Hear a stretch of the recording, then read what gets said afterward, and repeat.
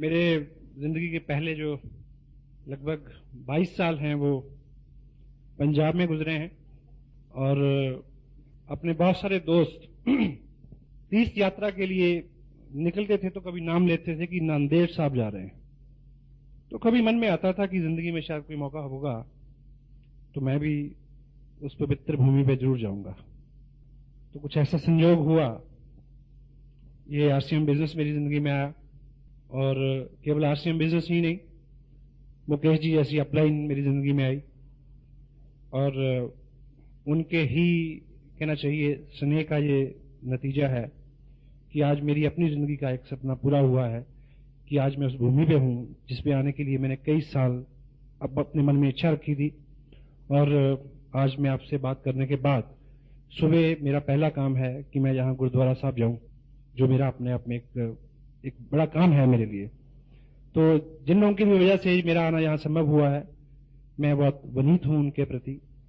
मेरे मन में बड़ी श्रद्धा है उन लोगों के लिए, स्पेशली इस बिजनेस के लिए जिसने मेरे को मौका दिया कि कम से कम 40 घंटे की ट्रैवलिंग के बाद मैं आप लोगों के बीच में इस पुण्य का लाभ लेने के लिए पहुंचा हूं। Thank you very much.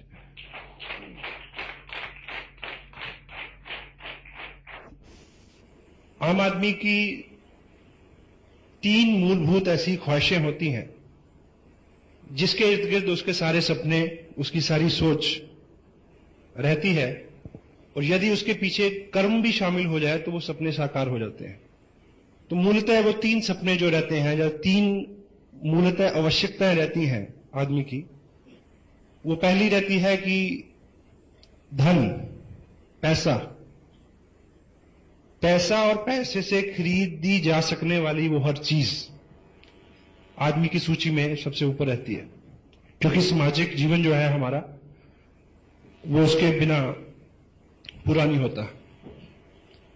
तो दूसरी चीज जो व्यक्ति के दिमाग में सबसे ज्यादा रहती है, स्पेशली एक सामाजिक प्राणी के दिमाग में, वो रहती है पहचान, कि व्यक्ति का कुछ नाम हो, दूसरे लोग उसको नाम से, उसके काम से पहचाने। तीसरी मेरी दृष्टि में जो चीज रहती है वो आदमी की एक मूलतः बहुत भीतर एक ख्वाहिश ये रहती है कि वो जिंदगी में किसी के काम आ सके। सहमत हैं आप इस बात से? हमारे वहां तो ऐसा होता है, आपके यहां भी होता है?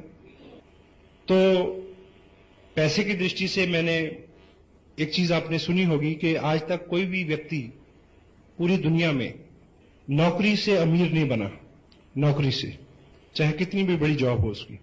तो यदि आपको आर्थिक दृष्टि से कुछ बड़ा करना है तो आपको बिजनेस को चुनना पड़ेगा। तो मैं भी कुछ इस तरह की, कुछ पारिवारिक पृष्ठभूमि, कुछ उस माहौल की प्रेरणा, तो कुछ इस तरह की लोगों की सोबत जिन्होंने मेरे को प्रेरित किया कि मुझे करियर वाइज बिजनेस में आना चाहिए ताकि मैक्सिमम आदमी जो है उससे पैसा ले सके। नाम की दृष्टि से मैंने लेखन शुरू किया, बहुत सारे न्यूज़पेपर्स में मैंने बीइंग जर्नलिस्ट उसको रिप्रेजेंट किया as a freelancer Chandigarh circle से।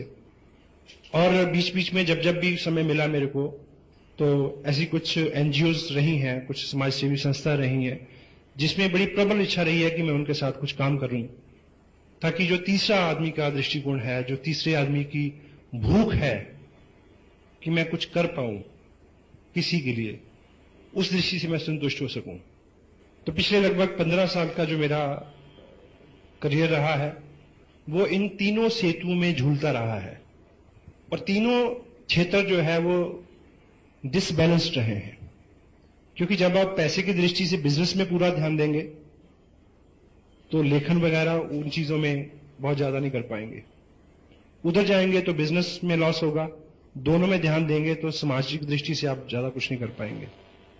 लेकिन आज से लगभग 1 साल पहले जब मैंने आरसीएम बिजनेस के इस प्लेटफॉर्म को देखा तो एक चीज क्लियर हुई कि ये वो प्लेटफॉर्म है, यदि इसके साथ जुड़ के काम किया जाए तो वो तीनों चीजें एक ही वक्त में एक ही प्लेटफॉर्म पे मिल सकती हैं।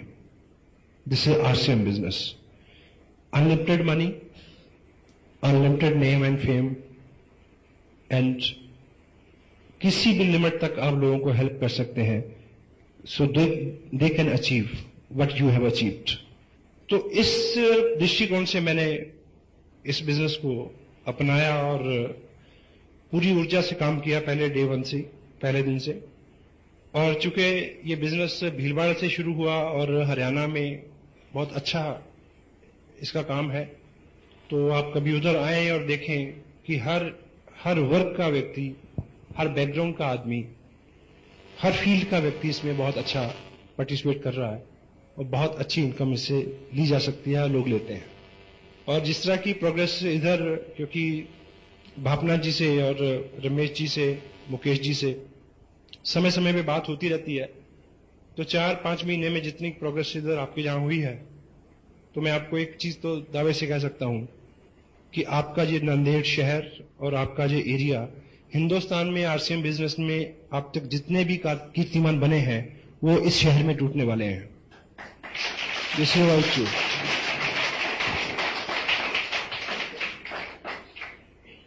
चूंकि हमारी इस तरह के बिजनेस की नॉन कन्वेंशनल कोई भी चीज जो होती है उसके बारे में हमारी कोई विशेष ट्रेनिंग नहीं होती, इसलिए हम अनमने भाव से या मनमानी करके इसमें काम करते हैं, इसलिए बहुत अच्छे रिजल्ट हमें नहीं मिलते।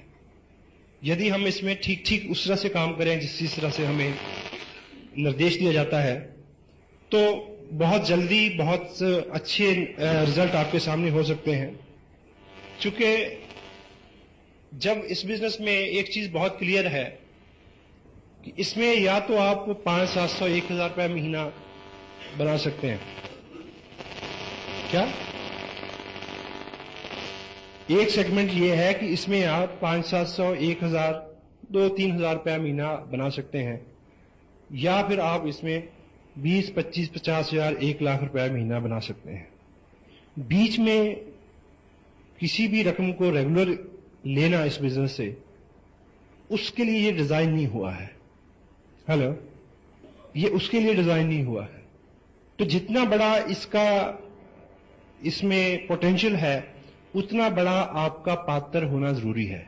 अगर आपका पात्र उतना बड़ा नहीं है, तो उतना बड़ा पुरस्कार आपको मिलने वाला नहीं है। तो इसका जो पात्र है वो कोई डिग्री नहीं है, वो सेक्स की दृष्टि से आप मेल है फीमेल है इस तरह की आइडेंटिफिकेशन नहीं है, किसी मंत्री की सिफारिश आपके पास है या नहीं है, किस जात बरादरी रंग भेद से आप कोई सरोकार नहीं है, किस भाषा में आप बात करते हैं, छोटे हैं लंबे हैं, ठीक, एजुकेशनल सर्टिफिकेट्स, एकेडमिक्स में आपने क्या किया है, स्पोर्ट्स में आपने क्या किया है, इसका कोई लेन देन नहीं है। केवल आपके मन में जो ख्वाहिश है कुछ बड़ा लेने की, कुछ बड़ा करने की, वो सपना आपका जितना बड़ा है, इस बिजनेस का आकार आपके लिए उतना ही बड़ा हो सकता है। तो इसलिए जितनी भी इस तरह की सेमिनार्स होती हैं या जितनी भी हमारे सिस्टम में बुक्स को पढ़ने के लिए प्रेरित किया जाता है, उसके पीछे एक ही थीम है कि हमारी पात्रता जो है वो थोड़ा विस्तृत हो। You got me? तो चूंकि एक कोटेशन आपने सुनी होगी कि a bad childhood produce a bad person. एक बुरा बचपन एक बुरे व्यक्तित्व का निर्माण करता है, और हमारा बचपन हम खुद नहीं तय कर सकते। कर सकते हैं जी? हमारा बचपन हम खुद नहीं तय कर सकते। हम कहां पैदा हों ये हमारे इख्तियार में नहीं है। और बचपन का ताल्लुक सिर्फ आर्थिक स्थितियों से भी नहीं है। उस परिवार में कितना अच्छा माहौल है, कितने अच्छा आपको गाइड एंड मोल्ड किया जाता है, किस तरह की आपकी मित्रता है, किन लोगों में आप रहते हैं, किस तरह के आपके अंदर डर, विश्वास, अविश्वास, बिलीव, शंकाएं, मतभेद, ठीक, वो सब चीजें उस माहौल से मिलती हैं हमें जहां हमारा जन्म होता है। और जो चीज सबसे गलत होती है हमारे साथ बचपन में, वो ये है कि वो हमारे दृष्टिकोण को बड़ा संकुचित कर देता है। क्योंकि जिस पृष्ठभूमि में हम पलते और बढ़ते हैं, वो बार बार हमें ये एहसास दिलाती है कि हमें सीमित ही सोचना चाहिए। हमारे घर के लोग ही बोलते हैं कि इतने बड़े बड़े सपने नहीं लेते। और समटाइम पेरेंट्स बच्चे को ज्यादा प्यार करते हैं, इसीलिए वो उसको ज्यादा पनपने नहीं देते। You got me? तो जैसे जैसे हम बड़े होते हैं, हम अपने समाज से जिन लोगों में रहते हैं उन्हीं लोगों से हम प्रेरणा पाके अपने आप को ये मान लेते हैं कि भाई मुझे तो 5,000 की नौकरी चाहिए। तो इस तरह जहां पे भी हम अपने आप को सेटल कर लेते हैं, और जिंदगी हमें हमेशा वही देती है जो हम जिंदगी से मांगते हैं। अभी एक किताब आपको जहां अवेलेबल हो जाएगी, अभी 1-2 कॉपियां उसकी हैं, सोचिए और अमीर बनिए, thinking and grow rich. Napoleon Hill इसके राइटर हैं। इस व्यक्ति ने अपनी जिंदगी के बेहतरीन 25 साल अमेरिका में उस वक्त के कामयाब लोगों के साथ रह के इस फैक्ट को दरियाफ्त किया, पता लगाया कि वो क्या ऐसी कलाएं या क्या ऐसे गुण और आदतें हैं जिनको ग्रहण करने के बाद कामयाब लोग जो हैं वो बहुत कामयाब होते हैं। तो एक जगह इन्होंने जिक्र किया है कि आपकी जिंदगी एक बहुत इंसाफ पसंद मालिक की तरह है, और वो आपको पूरी छूट देती है कि आप उससे अपना वेतन, अपनी पगार खुद तय करें। लेकिन एक शर्त है, जो आपने तय कर ली वो हमेशा वही आपको देगी। यदि आपने अपनी जिंदगी को बोला कि मैं 5,000 का व्यक्ति हूं, तो वो 5 का ही होगा। यदि आपने जिंदगी को बोला कि नहीं मैं तो 2 लाख रुपए का व्यक्ति हूं, तो वो 2 लाख रुपए की पगार आप उससे पा सकते हैं। यदि आप उसने बोला कि मैं तो इस स्टेट का मुख्यमंत्री हो सकता हूं, तो वो तथास्तु ही बोलेगी कि तुम हो सकते हो। हेलो? तो उसके पास जितना बड़ी हमारी पात्रता हम डिसाइड करेंगे, उतना ही बड़ा हमें पुरस्कार मिल सकता है। चूंकि हम आज तक अपनी अपनी जगह पे इसलिए संकुचित दायरे में अपनी जिंदगी को काटने के लिए बाध्य हैं, जिसमें हम में से किसी का भी कोई कसूर नहीं है। बचपन में जो शिक्षा हमें मिली है, जिस तरह का दृष्टिकोण हमें दिया गया है, जिस तरह के माहौल में हम पनपे और बड़े और पले हैं, उसी तरह का हमारा व्यक्तित्व हमारे हाथ में है। लेकिन सौभाग्यवश हम कहां से आए हैं उससे कोई फर्क नहीं पड़ता। हम कहां जा सकते हैं ये आज आपके हाथ में है। Now you can decide it.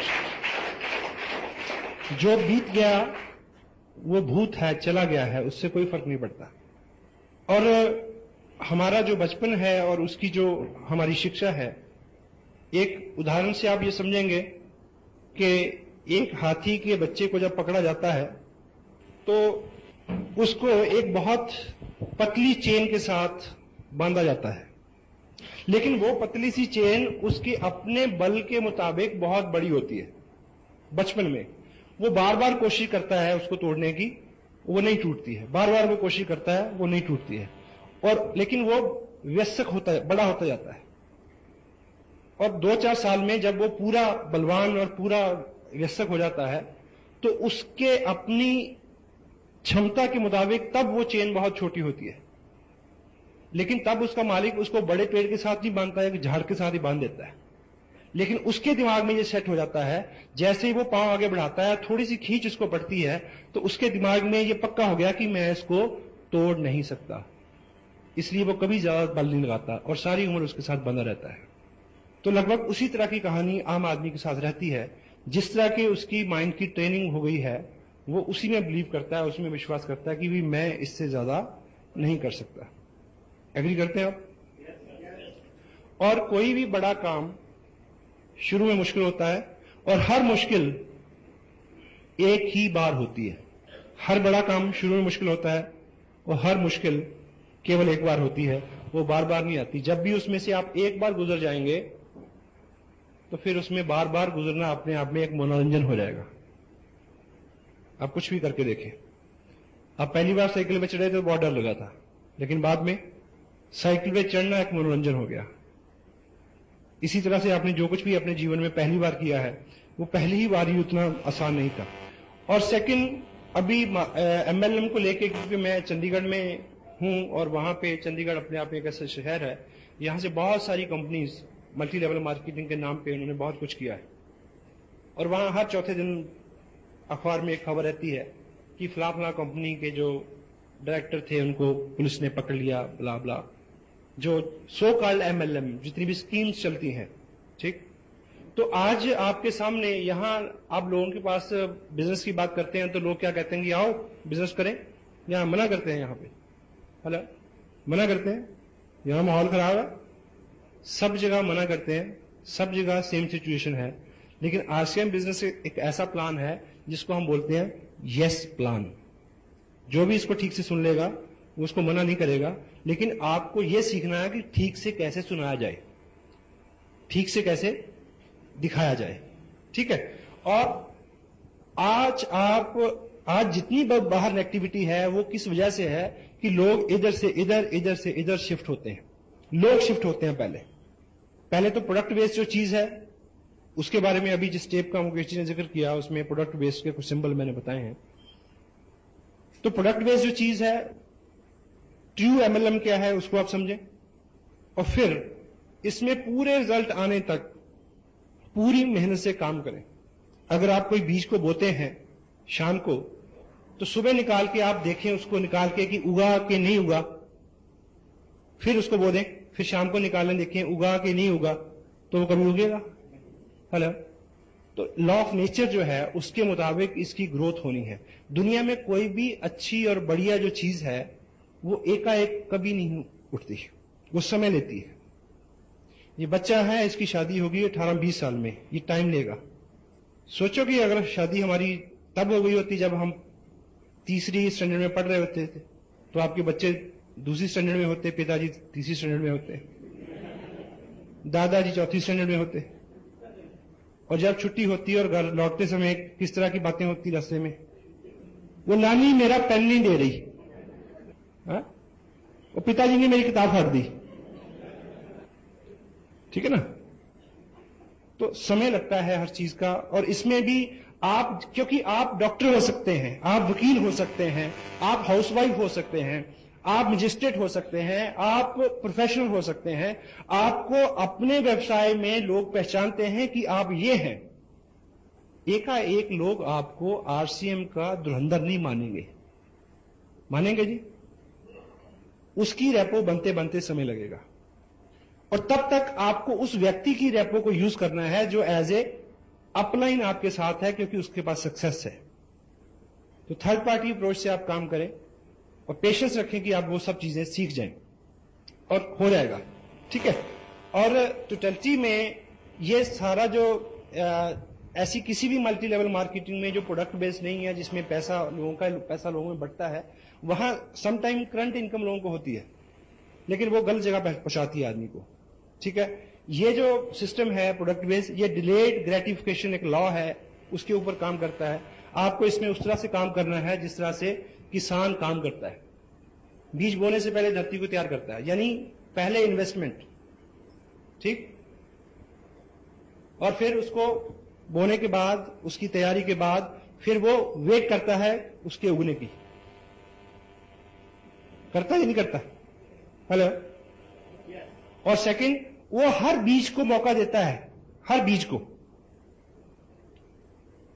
अभी आप में से कुछ लोग ऐसे इस तरह से काम, हमारे यहां तो लोग ऐसा करते हैं, शायद यहां भी करते हो, आप प्रीजज करते हैं कि ये तो करेगा, ये नहीं करेगा, इसको दिखाना, इसको नहीं दिखाना, ये तो बोलता ही नहीं, ये बोलता बहुत है, इसके पास तो बहुत पैसे हैं, इसके पास तो पैसे ही नहीं है, ये तो साइकिल पे आता है, उसके पास तो कार है, ये तो मेरा पड़ोसी है, इसको छोड़ो। प्री जज नहीं करें। करते हैं जी?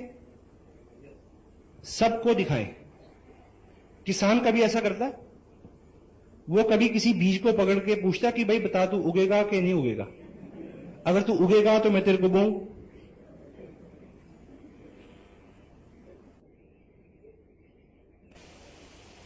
भगवान का शुक्र है कि किसान को पता नहीं होता कि कौन उगेगा। महेश भट्ट को पता नहीं कि उसकी कौन सी फिल्म सेट होगी। अगर उसको पता हो तो फ्लॉप होने वाली वो क्यों बनाएगा जी? बनाएगा कभी? अगर हमारे पिताजी को पता हो कि कौन सा बच्चा लायक निकलेगा,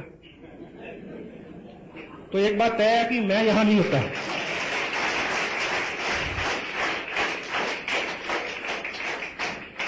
कुछ चाहेगा जी नालायक बच्चे को पैदा करना? ठीक है, तो क्या करें कि सबको मौका दें।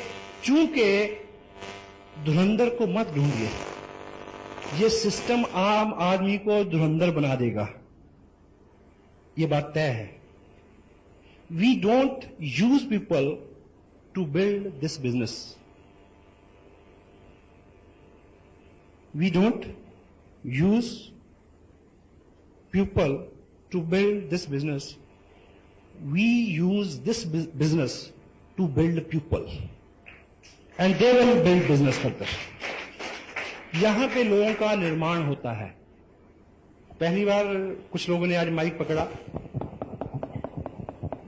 तो आपको लगता कि ये उनके साथ ही था, ये हमारे साथ भी था, ये आपके साथ भी होगा, लेकिन बार बार आपका यहां आना आपको लीडर बना देगा।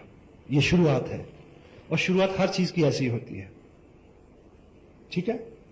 और हमें लगता है कि आदमी बहुत ज्यादा दूसरों की त्रुटियों के ऊपर उसका फोकस रहता है, दूसरे की त्रुटि नजर आती है, अपनी नहीं आती। और हम सब में कमियां हैं, हम सब में खूबियां हैं, लेकिन जब हम एक टीम की तरह काम करेंगे तो सबकी स्ट्रेंथ एक चीज होके टीम जीतेगी, और जब टीम जीतती है तो सब जीतते हैं। होता है। एक बार एक परेड का निरीक्षण कर रहा था कोई कमांडर, तो उसने देखा कि एक जो सिपाही सबसे आगे खड़ा है उसकी पैंट का जिप खुला हुआ है। क्षमा चाहता हूं महिलाओं से। तो कमांडर उसके आगे खड़ा हुआ और उसने उसको घूर के देखा ऐसे और बोला, जिप बंद कर।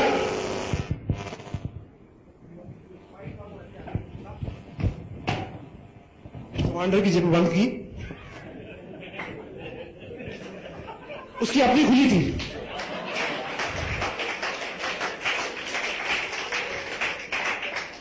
क्योंकि अपनी नहीं ना दिखती।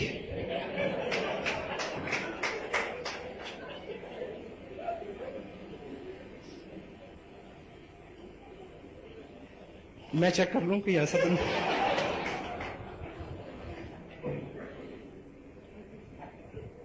उर्दू का शेर है कि अपने चेहरे के दाग किसे नजर आते हैं, वक्त हर शख्स को आईना दिखा देता है। तो हम लोग यहां दूसरे की कमियां ढूंढने के लिए नहीं आए, हम दूसरों की कमियों की पूर्ति के लिए यहां आए हैं। जो आप नहीं कर सकते वो मैं कर सकता हूं, और जो मैं नहीं कर सकता वो आप कर सकते हैं। This is a team spirit. We are not here to compete each other. We are not here to compete each other. We are here to complete each other. एक दूसरे की पूर्णता के लिए हम सब यहां पे हैं, ठीक है।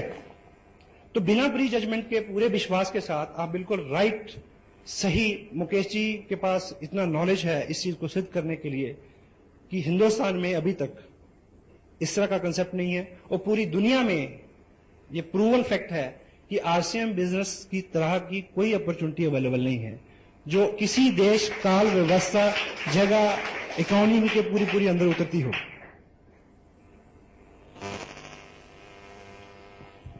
अभी एक अमेरिका में एक टेस्ट हुआ पीछे, काफी पुरानी बात है।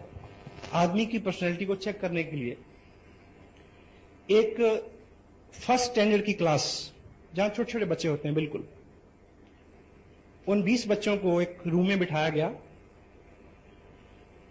तो वहां एक जो सबसे पॉपुलर मिठाई होती है, जैसे बच्चे हमारे यहां चॉकलेट पसंद करते हैं, तो उन सब के आगे एक एक रखी गई, और टीचर ने उनको बोला कि देखो ये आपके लिए है, और मैं 2 मिनट के लिए बाहर जा रहा हूं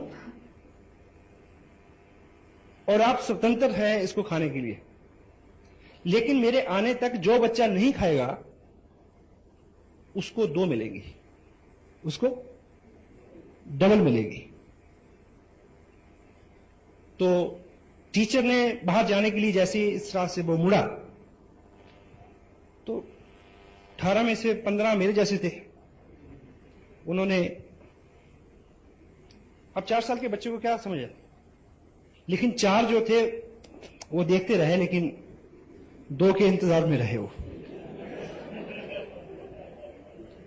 ठीक टीचर 2 मिनट बाद लौट के आया और उन्होंने उन बच्चों को 2-2 वो मिठाई अवार्ड की और उन सब के नाम दर्ज जैसे स्कूल में होते हैं। फिर 20 साल बाद 25 साल बाद उनको ट्रेस किया गया कि वो अपने अपने करियर में कहां कहां है, क्योंकि जो पहले 15 थे वो इंस्टेंट ग्रेटिफिकेशन के लॉ के ऊपर उनका विचार था कि तत्काल लाभ, तत्काल सुख, और दूसरे वाले थे जो देरी नहीं हो लेकिन बड़ा और यानी एवरलास्टिंग हो, उस दृष्टिकोण का उनका थॉट था।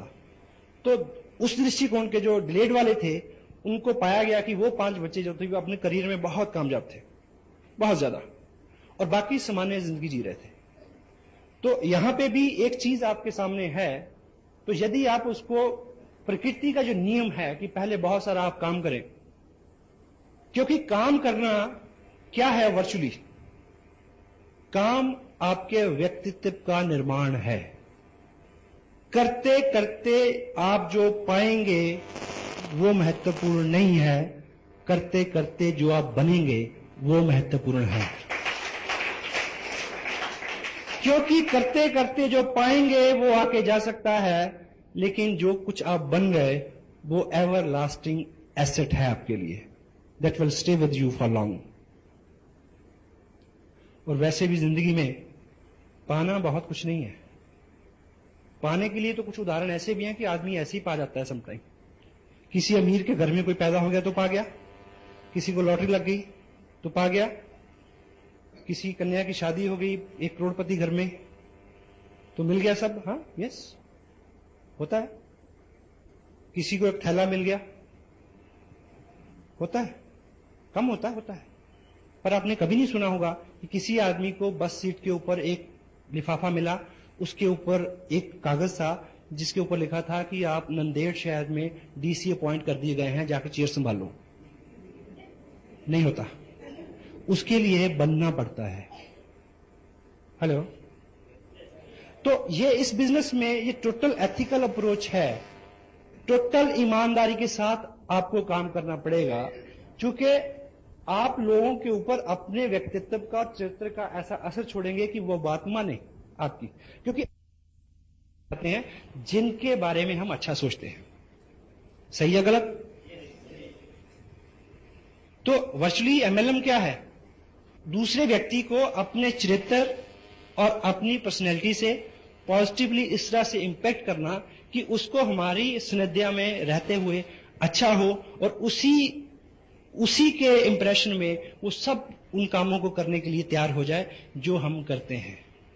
क्योंकि आप अच्छे हो जाएंगे तो लोग आपको के बारे में अच्छा सोचेंगे, और लोग आपके बारे में अच्छा सोचेंगे तो वो आपसे स्नेह करेंगे। और डेल कार्नेगी एक बुक है जो मैनुअल है, इस बिजनेस को आप करना चाहते हैं तो ये किताब आपके पास जरूर होनी चाहिए। डेल कार्नेगी अपनी 35 साल के अनुभव में क्या लिखते हैं कि हम जिन लोगों से प्रेम करते हैं उनके अवगुणों से भी प्रेम करते हैं, और हम जिन लोगों से द्वेष करते हैं उन लोगों के गुणों से भी द्वेष करते हैं। जो लोग आपको पसंद करते हैं वो आरसीएम बिजनेस भी पसंद करेंगे, उनको कितना भी बुरा क्यों न लगता हो। तो आप डे बाय डे अच्छे हो जाएं, केवल ये करवाना है आपसे और कुछ नहीं करवाना, क्योंकि कपड़ा तो आप पहले भी पहनते हैं, नहाते तो आप पहले भी हैं, चाय तो आप पहले भी पीते हैं, ब्रश तो आप पहले भी करते हैं जी।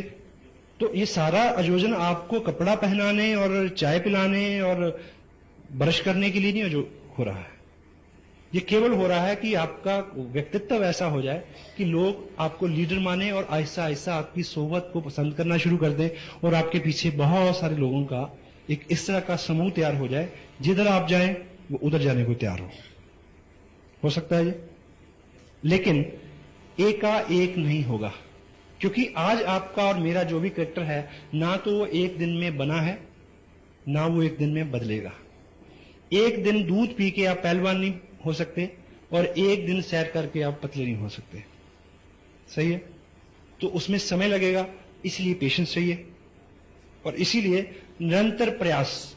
क्योंकि अपने आप में संस्कार डालना एक लंबी प्रक्रिया है। वो उस तरह की प्रक्रिया है जिस तरह से हम पानी टपका के किसी पत्थर में छेद करें तो कितना समय लगेगा?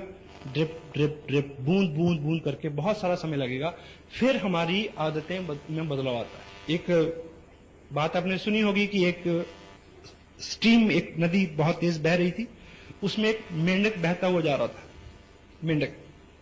तो साथ में एक बिच्छू भी बहता जा रहा था, लेकिन बिच्छू क्योंकि तैर नहीं सकता, वो डूबता तैरता जा रहा था, ऐसे मर रहा था। तो उसने मेंढक को ये रिक्वेस्ट की कि भाई तू मेरे को अपनी पीठ पे बिठा के पार लगा दे तो मेरी जान बच जाएगी। तो मेंढक ने कहा कि ये सेवा का काम तो मेरे को पसंद है, पर मेरे को डर है कि जैसे मैं तेरे को अपनी पीठ पे बिठाऊंगा तो तू मेरे को काट लेगा।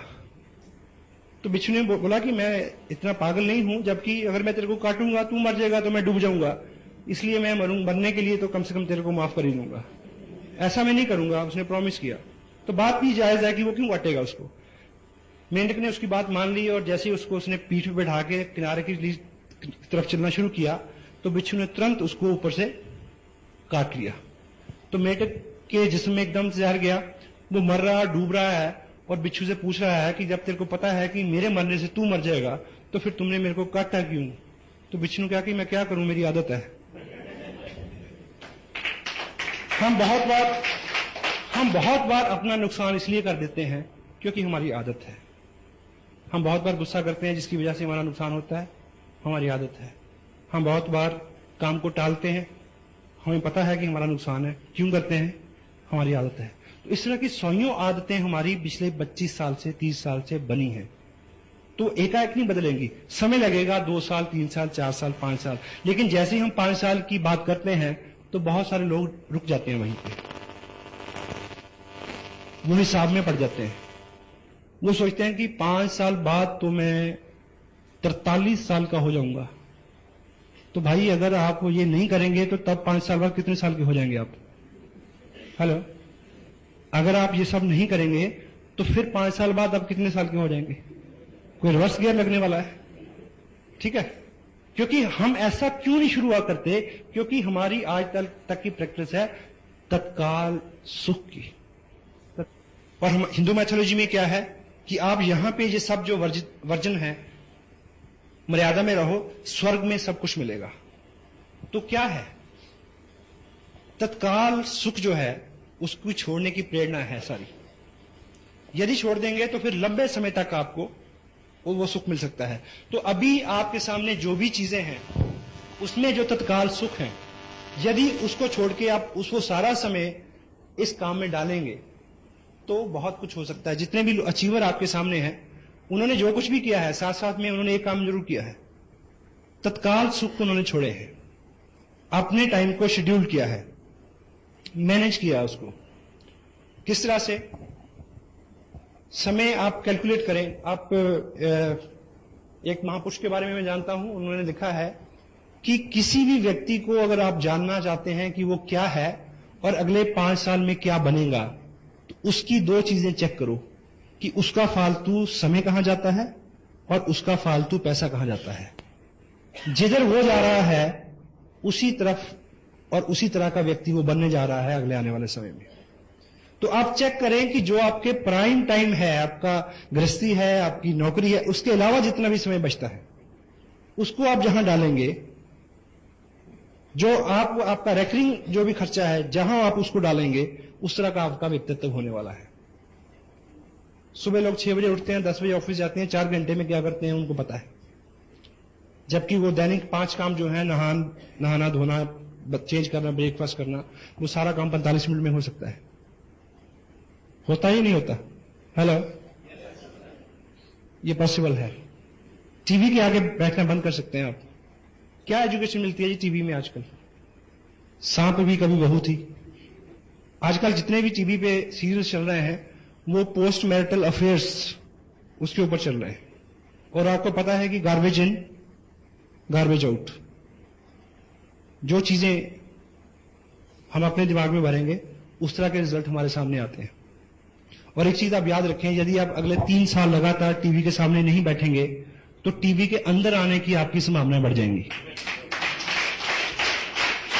यह बात इसलिए भी सच है कि जो भी लोग टीवी के अंदर होते हैं वो कभी भी टीवी के सामने नहीं होते। हेलो, लेकिन हम लोग रहते हैं, हम लोग, ठीक है। तो टाइम न्यूज़पेपर आपने सारे, आपको पिछली बार इलेक्शन हुए कितनी सीटों पे कांग्रेस खड़ी थी, बीजेपी खड़ी थी, कौन जीता कौन हारा, सारे आंकलन निकाले थे, उसके बावजूद भी आपके घर में कोई चेंज नहीं हुआ जी? कारगिल में लड़ाई होती है तो आप कमांडर को गाली देते हैं कि उसको तो कुछ आता ही नहीं, भले ही कभी मक्खी ना मारी हो खुद। सचिन एक चौका लगा देता तो क्या होता है बताओ, कोई डॉलर मिलते हैं आपको? वो उसको हारने के लिए पैसे मिलते हैं, ठीक है। तो उस सारे समय को आप शेड्यूल करके इसमें लगाएं। और इस बिजनेस के बारे में एक दो सीरियस चीजें हैं जिसको करने की जरूरत है, वो ये पार्ट टाइम बिजनेस है। कितने लोग हैं जो फुल टाइम करते हैं या करना चाहते हैं? यदि आप फुल टाइम करते हैं तो आप एक चीज गांठ बांध लें, फुल टाइम का मतलब है कि कम से कम 7 से 10 हजार रुपए पर मंथ की आपकी व्यक्तिगत प्रोडक्ट की सेल होनी चाहिए।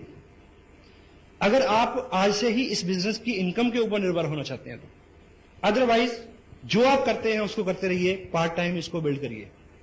और दूसरी बात, यहां पे अभी रमेश जी ने बताया था कि इसमें जो पहला 30% है, 5,000 पे 10%, ये जो इनकम है ये इनकम नहीं है, इनकम है 6% रॉयल्टी। ये जो 30% है ये आपकी स्कॉलरशिप है, इसको इनकम ना माने। और स्कॉलरशिप से किताबें खरीदी जाती हैं, स्कॉलरशिप से घर नहीं चला करते, इनकम के लिए काम करें। और दूसरा, ये एक ऐसी इंडस्ट्री है जो आपको 2 लाख से 5 लाख रुपए पर मंथ दे सकती है, लेकिन इसमें 2 करोड़ रुपया इन्वेस्ट करने की जरूरत नहीं है। यहां कोई भी इंडस्ट्री लगती है तो उसमें 2 करोड़ रुपया लगता है, ठीक है, लेकिन यहां 2 करोड़ रुपया लगाए बिना आप 2 लाख रुपया कमा सकते हो। लेकिन क्या करना होगा, सपोज आप अगर 2 करोड़ की इंडस्ट्री भी लगाना चाहें तो आपको क्या लगता है कि 2 करोड़ की इंडस्ट्री जो है वो आपके घर की बगल में खुल जाएगी, या बाहर जाना पड़ेगा कि प्लॉट लेने? बाहर जाएंगे, पैसा भी लगाएंगे, तो फिर डेली वहां आना जाना जो रहेगा वो आपका क्या रहेगा, रनिंग एक्सपेंस, चाय पानी, आना जाना, पेट्रोल, ठीक। तो यहां पे आपको 2 करोड़ रुपया लगाने की जरूरत नहीं है, वो भीलवाड़ा में लगा हुआ है, 2 नहीं लगा, कई करोड़ रुपया लगा हुआ है। आपको केवल रनिंग एक्सपेंस बियर करना है, जहां पे टिकट लेना है ईमानदारी से, कोई टेप खरीदनी है, कोई किताब खरीदनी है, किसी मीटिंग में जाना है, उन चीजों को आप ऑनेस्टली इस तरह से बियर करें कि ये आपके फ्यूचर में इन्वेस्टमेंट हो रही है। इस बच्चे से आप तवक्को अगर करें कि ये 6 साल का हो गया, कुछ कमा के नहीं लाया, तो क्या जवाब मिलेगा आपको? हेलो, इस बिजनेस को उतना जवान होने दो कि आपको ये कुछ कमा के दे, पहले आपको इसको पालना है। सक्षम है? तो जिनके 2 बच्चे हैं वो मान लें कि अब तीसरा हो गया है, कोई दिक्कत नहीं, और उसकी आपको 21 साल सेवा करनी पड़ेगी, तब भी बहू उसको बहा के ले जाएगी। इसको आप 2 साल पाल लें, ये कई पीढ़ियां पाल देगा आपकी।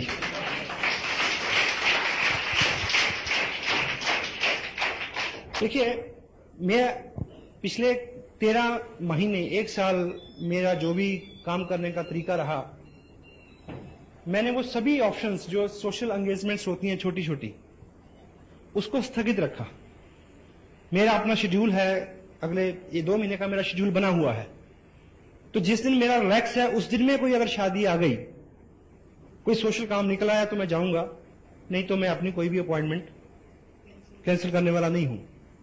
पिछले 1 साल में मैंने कोई शादी अटेंड नहीं की, और खुशी की बात है कि किसी ने भी अपनी शादी कैंसिल नहीं की मेरी वजह से, कि भाई तुम नहीं आ रहे इसलिए शादी नहीं करेंगे। कोई रुकता है भाई? बुरे काम के लिए कोई नहीं रुकता, ठीक है। तो पूरे 1 साल में जो भी छोटी छोटी चीजें होती हैं, देखिए जब तक हम त्याग नहीं करेंगे तो कुछ बड़ी चीज हमें मिलने वाली नहीं है, मानते हैं आप? इसी 1 साल में मेरा जितना भी शेड्यूल रहा, मेरा अपना बर्थडे था, मैं बाहर था, मेरे बच्चों का बर्थडे था, मैं उस दिन बाहर था, हमारी मैरिज एनिवर्सरी थी, पहली ऐसी एनिवर्सरी थी जिसमें हम अलग थे। और पिछले 30 साल में लगभग पहली बार ऐसा होने जा रहा है कि हर 31 दिसंबर को हम पूरी ग्रैंड फैमिली एक जगह, ऑलमोस्ट एक जगह इकट्ठे होते हैं। और पहली बार 31 तारीख को मेरा नागपुर में कार्यक्रम है, उस दिन मेरी बाहर होऊंगा। लेकिन क्या फर्क पड़ता है मुझे ये बताइए? आप एक बार कर लीजिए ना, फिर सारी उम्र आप आज आपको समटाइम मुझे याद है कि मैं रेगुलर 2-3 दिन के लिए घर पे होता हूं, तो मैं सुबह इंतजार करता हूं कि कब 2 बजेंगे, 2, ताकि बच्चे स्कूल से आएंगे तो मैं उनके लिए तैयार होता हूं खेलने के लिए। तो कभी तो आलम यह है कि वो बोलते हैं कि हमारे साथ खेलो, तो आदमी कहता है कि टाइम नहीं है। तो मैं अब 4 दिन के लिए घर पे हूं, तो मैं उनका वेट करता हूं कि भाई वो कब आएंगे और मेरे साथ खेलें। वो तो पता वो क्या पूछते हैं कि आपको कोई काम नहीं है? हमें बहुत सारा काम है। तो ये दिन आ सकता है आपके लिए, वाई, क्यों नहीं आ सकता? हेलो, ठीक है। तो एक बार आप टोटल अपने पूरे टाइम को देखिए। आप किसी की 2 तरह के लोग हैं जिनके साथ आपको सरोकार हैं, आपके दोस्त हैं, रिश्तेदार हैं। उनकी शादियों में, उनके अफसोस में अगर आप नहीं जाते, जो तो लोग सच्चे हैं वो आपकी मजबूरी को समझते हैं, जो सच्चे नहीं हैं उनकी आप परवाह ना करो, बिल्कुल नहीं करो। क्योंकि आप अपने किसी भी दोस्त को बताएं कि यार मेरे लिए ये जिंदगी मौत का सवाल है, मेरे लिए टोटल लाइफ करियर का सवाल है, इसलिए मैं तुम्हारी शादी में नहीं आ सकता। एक प्रश्न था कि हर दोस्त की शादी में क्यों जाता है? कहते दोस्त ही, सच्चा दोस्त वही होता है जो मुश्किल में काम आता है, ठीक है ना? तो जोक। तो आप अपने जो सच्चा दोस्त है वो समझ सकता है आपके साथ क्या है। जो इसके बावजूद ताना देता है उसकी ये परख होगी कि वो सच्चा नहीं है, छोड़ दीजिए उसको, नो प्रॉब्लम। एक ढूंढो 1000 मिलेंगे। इसी तरह से जितने भी आपके सोशल एंगेजमेंट्स हैं, और आप मान लें हमारे अपने जहां जिस धरती से मैं हूं, वहां एवरेज लोग फॉरेन में सेटल होते हैं बाहर जाके। मुझे ये बताइए कि कोई आदमी 8 लाख रुपए खर्च के अमेरिका गया हो और पीछे मासी की बेटी की एंगेजमेंट हो तो आ जाएगा क्या? हेलो, पड़ोस में बुढ़िया मर गई तो आ जाएगा? भाई की शादी हो तो आ जाएगा? मैंने एक से एक वक्त देखे वहां नहीं आया जाता। मदर तक एक्सपायर हो जाए तो लोग नहीं आते। रोजगार और पैसा इतनी बुरी चीज है। इससे पहले कि कोई नाइट मेयर आपको मिले, इससे पहले कि आपकी जिंदगी में कोई ऐसा कड़ा वक्त आ जाए कि आपको सब कुछ छोड़ के कुछ करना पड़े, पहले ही जग जाओ, पहले ही कर लो। क्यों ऐसे वक्त की इंतजार करते हैं हम लोग? हेलो, देखिए धक्का लगता है तो आदमी, आपको याद होगा कि एक स्टोरी है, एक व्यक्ति इंडिया से फॉरेन गया था LLB करने, कहानी है। उसने LLB की, आके एक अच्छा वकील बन गया, उसके बाद वो अच्छा जज बन गया, जज बनने के बाद वो सुप्रीम कोर्ट का जज बन गया, फिर वो मर गया, कहानी खत्म हो गई। लेकिन इस कहानी में एक मोड़ है कि वो जब वो वकील बनने गया था तो उसको ट्रेन से उठा के बाहर फेंक दिया, इसलिए कि वो इंडियन है। फिर वो आके वकील नहीं बना, राष्ट्रपिता बना। अगर वो धक्का नहीं पड़ा होता तो करेंसी नोट के ऊपर उसकी फोटो ना होती। हेलो, तो हम उस धक्के का इंतजार क्यों करें? पहले ही जग जाएं। हेलो, जितनी भी किताबें, जितनी भी बातें, जितनी भी हम आपसे यहाँ जितनी भी प्रेरणा आपको मिलती है कि हम ये पढ़ें, क्योंकि कहीं ना कहीं किसी ना किसी चीज की घटना, किसी ना किसी घटना से आदमी को प्रेरणा मिलती है कि वो कुछ बड़ा करे, वो जग जाए। ठीक है, तो हम खुद अपने सेल्फ डिसिप्लिन से अपने आप को मैनेज कर लें तो वो सबसे अच्छा रहेगा। जैसा मैंने पहले थोड़ा सा इस इशू को कवर किया है कि इस बिजनेस में आपकी प्रगति, आपके व्यक्तित्व के विकास में जो होने वाली प्रगति है उसके ऊपर निर्भर करती है। ये बिल्कुल सत्य है। टोटल ऑनेस्टी, और ऑनेस्टी भी ऐसी, उसमें बोल्डनेस हो, डरे ना, कुछ होने वाला नहीं है। आपने एक कुछ लोग डोल जाते हैं। एक कहानी आपने सुनी होगी, एक लकड़हारा था, लकड़ी काट रहा था, उसका कुल्हाड़ा पानी में गिर गया तो देवता प्रकट हुए। तो देवता ने एक कुल्हाड़ी निकाली, उसमें से पानी में से सोने की थी। पूछा कि तुम्हारी है? उसने बोला नहीं। उसने दूसरी निकाली, चांदी की थी, बोला तुम्हारी है? क्या बोला? उसने तीसरी निकाली, सोने की, पूछा तुम्हारी है? तीसरी लोहे की निकाली जब असली वाली, तो पूछा कि ये तुम्हारी है? उसने क्या बोला? हाँ मेरी है। तो देवता बड़ा प्रसन्न हुआ, तो उसने तीनों कुल्हाड़ी उसको दे दी। ये सतयुग की बात है। कल युग में फिर भगवान ऊपर से विचरण कर रहे थे, तो एक वही लकड़हारा नदी के किनारे रो रहा था। भगवान ने देखा कि बंदा तो वही लगता है, तो देखें कल युग का क्या असर हुआ इसके ऊपर। लेकिन वो आदमी ईमानदार था। भगवान आए तो बोला क्यों रो रहा? कहता ये मेरी बीवी गिर गई इसमें। क्या हुआ?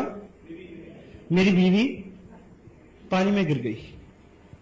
तो देवता ने कहा कोई दिक्कत नहीं। देवता अंदर गए, उस फटा से प्रीति जिंटा को निकाल के लाए। तो पूछा तुम्हारी है? कहता हां।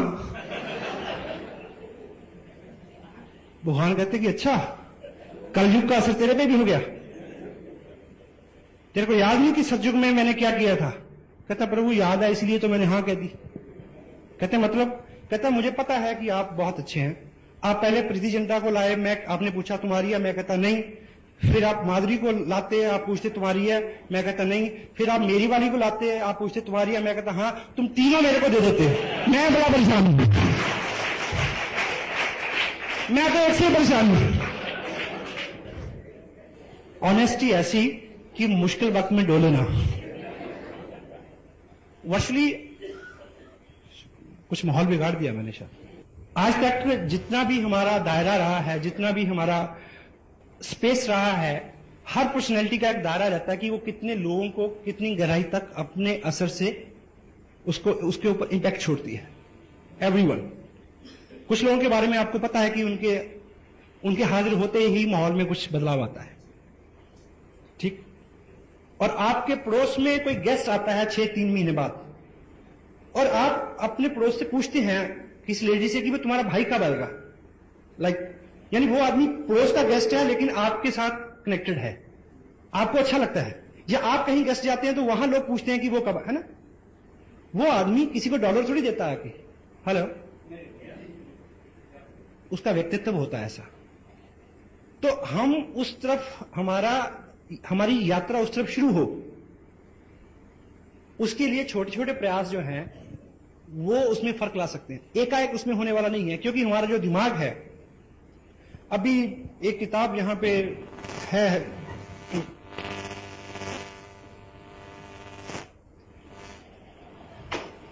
दुनिया का सबसे महान चमत्कार। ये किताब आप जरूर लें, अभी 1-2 कॉपीज हैं, रमेश जी आपको प्रोवाइड करा देंगे। ये हमारे दिमाग की रीप्रोग्रामिंग के लिए है, क्योंकि every habit is a learned behaviour and every learned behaviour could be unlearned with practice. वो अनलर्न किया जा सकता है लेकिन समय लगता है। ये उसका पूरा मैनुअल है और दुनिया की बेस्ट सेलर है, हिंदी में अवेलेबल है, इंग्लिश में ओरिजिनल कॉपी का इसका रेट है करीब $3.5, कई 100 में मिलेगी, लेकिन अभी $70 इसका मेरा रेट है। तो इसमें टोटलिटी में क्योंकि अपना जो दिमाग, ह्यूमन ब्रेन जो है, वो केवल इनपुट के लिए है। जो भी विचार, जो भी घटना, जो भी संवाद और संदेश उसमें आता है, वो उसी में रहता है, बाहर नहीं निकलता। और उसी से हमारा डर, वहम, हमारे व्यक्तित्व का, हमारी आत्माओं का निर्माण होता है। तो आप एक एग्जाम्पल से ऐसे समझें कि मान लीजिए ये ह्यूमन ब्रेन है, और दूसरी तरफ से आप ये मानिए कि ये एक बकेट है, दूध की बाल्टी है, और इस दूध की बाल्टी में अगर 2 बूंद जो है वो इंक, 2 बूंद ब्लू इंक की डाल दी जाए तो क्या होगा? ये पूरा दूध नीला हो जाएगा, तो ये पीने लायक नहीं रहेगा, ठीक।